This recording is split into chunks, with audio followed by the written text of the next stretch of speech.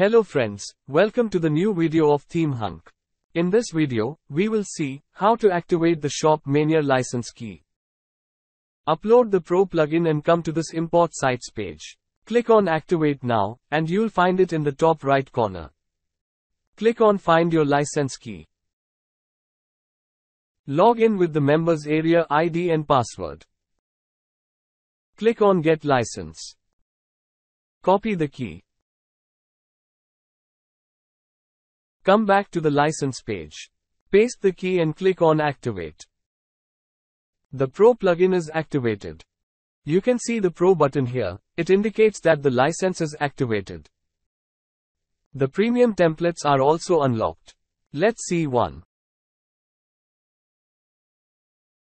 Here is the Continue button, which means we can proceed further and install the template.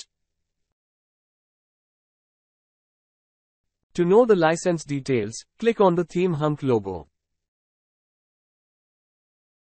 Click on License. Here are the details about your license. Here you can reset the license key. This is the license key status and here is your domain. This is the validity of the license key.